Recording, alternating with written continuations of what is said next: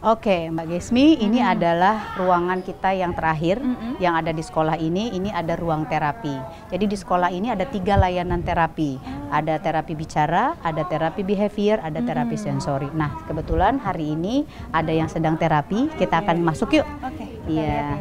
Oke. Permisi. Permisi Bu Dini. Selamat pagi, Rey. Nah, selamat pagi. Selamat pagi, Rey. Selamat pagi, Miss. Selamat pagi, Miss Lia. Oke. Ini lagi nih. Selamat pagi, Miss Gesmi. Pinter ya, Rea. Nah, iya dah. Oh, nggak apa-apa, tenang, nggak apa-apa. Oke. Nah, ini Mbak Gesmi, ini juga salah satu layanan terapi. Nah, ini Ray ini kategori autis. Nah, terus kemudian juga sama ada kesulitan bicara juga. Nah, jadi makanya pada saat dia berbicara baru satu kata. Nah, tetapi ini kebetulan ada Bu Dini ya, Bu Dini ya, yang dikasih ke Ray. Biasanya terapinya apa, Bu Dini? Ray saat ini ikut terapi bicara sama terapi behavior, tapi baru kali ini mau ikut terapi SI lagi. Setelah pandemi itu libur 2 tahun. Iya. Bulan ini Ray sudah masuk ke sensori integrasi. Oke. Nah, gitu Mbak Gesmi. Jadi Nah, ini Ray usianya berapa, Miss? Ray, usia. berapa umurmu? Umurnya berapa, Ray? Umurnya berapa? Umur Ray berapa? 8 tahun. Iya, 8 tahun masih di TKB. Di TKB. Iya, gitu. Nah, jadi inilah kegiatan kita terapi yang ada di sini, yang tadi saya bilang ada kartu-kartu yang mereka kasih. Diajarkan dari kartu-kartu media. Iya, untuk medianya komunikasi, seperti ya. apa. Oke. Terima kasih ya. Terima kasih ya. Dah. Sama-sama. Oh, udah bisa saling. Oke, ya. Terima kasih Ray, dadah. Bye. Iya. Nah, gitu Mbak Gesmi. Jadi sebenarnya kalau saya lihat dari beberapa sentra itu pengajar di sini punya tantangannya masing-masing Iya, ya Ibu betul. ya. Apalagi kalau dibilang sentra untuk terapi, ini memang ada perlakuan khusus kayak seperti Ray tadi. Iya. Ray tadi mengalami namanya autis ya Bu ya. Gitu. Ibu gimana sih cara maksudnya pendeteksi awal ya untuk orang tua mengetahui anak saya ini adalah anak spesial yang berkebutuhan khusus, karena banyak juga orang tua yang denial kalau anaknya sebenarnya butuh bantuan. Oke, ya, nanti kita jawab di dalam ya, Mbak Ges ya. Yuk iya, kita ke dalam yuk. Ini ke ruangan kita. Ini ruangan ibu. Iya. Kita santai. Nah, sekarang kita jawab ya Mbak Gesmi ya pertanyaan tadi. Nah, ini udah ada di ruangan kita nih, ruangan PAUD Institute juga.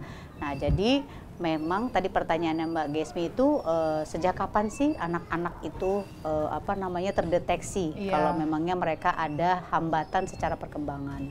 Sebetulnya kalau dari ilmu perkembangan, ketika anak-anak usia 2 tahun, misalnya tadi dia belum bisa mengucapkan kata yang satu kata dengan baik, terus kemudian mungkin ada satu perintah yang tidak bisa dilaksanakan dengan baik. Nah, itu orang tua harus sudah mulai waspada. Gitu. Jadi kayak misalnya dia belum bisa mengucapkan kata mama dengan jelas, papa dengan jelas, hal-hal yang setiap hari berhubungan dengan sehari-harinya dia belum bisa mengucapkan dengan baik. Nah, orang tua di situ harus waspada. Aware Ya, aware. Jadi ketika terdeteksi sejak awal, jadi sudah kita tahu nih langkah-langkah apa yang harus dilakukan oleh orang tua ketika tadi anaknya ada sedikit mengalami hambatan secara perkembangannya. Tapi untuk di sekolah ini sendiri pernah nggak mendapatkan siswa atau murid anak-anak yang itu terlambat dideteksinya, orang tuanya terlambat membawa dia untuk mendapatkan pertolongan atau terapi? Ada. Jadi gini, ada anak Down syndrome di kita, ada 2. Iya. Yang satu itu terdeteksinya pada saat dia usia sudah 5 tahun. Padahal sebetulnya kalau dari awal sudah tahu nih anak-anak ini mengalami hambatan perkembangan. Yang satu lagi ini pada saat usia 2 tahun orang tua sudah menyadari, sudah tahu sepertinya anak saya nih ada hambatan secara perkembangan. Nah, kita lihat pada saat dia sekolah, terus kemudian dia di terapi juga, itu perbedaannya tuh sangat jauh. Kenapa? Karena yang sejak yang kecil tadi sudah terdeteksi dari awal, itu lebih mudah kita men-treatnya, memberikan terapinya lebih mudah gitu dibanding ketika usianya sudah besar. Nah, karena ada tahapan yang lain lagi yang harus anak-anak itu sudah alami. Nah, tapi kalau misal dari kecil, wah itu kita lebih mudah lah untuk orang tua juga. Jadi memang dari 2 anak ini dengan kasus yang sama, yang satu terdeteksi awal, yang satu terlambat terdeteksi, itu memang dari secara penanganannya pun akhirnya yang terdeteksi awal itu jauh lebih cepat dibanding yang tadi terdeteksinya lebih agak lama atau sudah lebih besar. Saya justru di sini tuh banyak belajar dari anak-anak yang spesial ini. Kita tuh semua diajarin sama mereka. Jadi kita mempelajari mereka, kita tahu mereka dari anak-anak itu sendiri. Nah, jadi harapannya kepada orang tua yang memang Tuhan berikan, dititipkan anak-anak spesial, itu jangan berkecil hati. Justru malah kita harus menjadi orang tua yang lebih hebat lagi. Kenapa? Karena cara menanganinya, cara mengasuhnya itu harusnya 3 kali lipat dibanding anak-anak yang lain. Nah, harusnya ditanamkan hal seperti itu. Terus kemudian tadi, ketika terdeteksi sudah sejak awal, kita biasanya sampaikan ketika misalnya ada yang mendaftar. Terus kemudian sudah terdeteksi dari awal, oh anak ini punya berkebutuhan khusus. Lalu kita tanya kepada orang tua. Kita mulai tanya sejak proses hamilnya seperti apa, kelahirannya seperti apa. Terus kemudian ada tahapan ketika dia pada saat bayi, ada nggak tahapan perkembangan yang terlewati. Nah, itu kita tanya sampai detail. Nah, pada saat kita komunikasi dengan orang tua, kita bilang jangan ada yang ditutup-tutupi. Ibu, bapak ceritakan saja apa adanya supaya kami di sekolah dan terapi pun tahu nanti akan memberikan apa, memberikan treatment apa yang terbaik buat anak bapak ibu. Nah, biasanya seperti itu. Artinya apa? Penerimaan lingkungan itu sangat penting. Dan ketika lingkungan sudah menerima ini, anak-anak mengalami peningkatan perkembangan itu dengan pesat.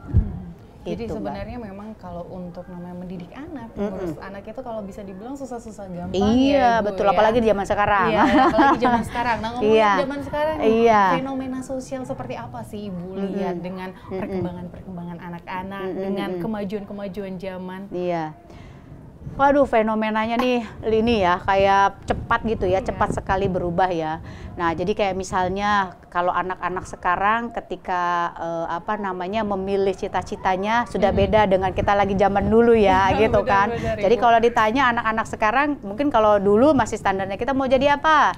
Dokter, insinyur, presiden. Oh, kalau sekarang enggak. Jadi ketika anak-anak yang dari sekolah-sekolah sekarang di PAUD juga gitu, mau jadi apa? Oh, mau jadi YouTuber. Wah, terus kemudian mau jadi apa? Ada yang mau jadi netizen.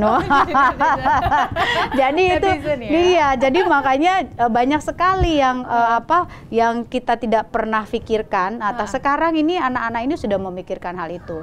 Kalau kita kan dulu misalnya dapat uang kita tabung gitu ya, kita mau beli apa. Kalau anak sekarang enggak. Ketika ini nanti aku mau pergi ke misalnya aku mau pergi ke luar negeri, aku mau keliling Asia. Oh, jadi pokoknya aku punya target sekian bulan kerja, nanti setelah itu aku jalan-jalan. Nah, jadi pola-pola pemikiran seperti ini yang harusnya orang tua mengikuti perubahan zaman yang begitu cepatnya, gitu. Jadi, tapi jangan salah kaprah juga ketika mengikuti tren, tetapi kehilangan jati diri itu juga tidak dibenarkan juga. Nah, makanya anak-anak sebetulnya perlu pendampingan sih.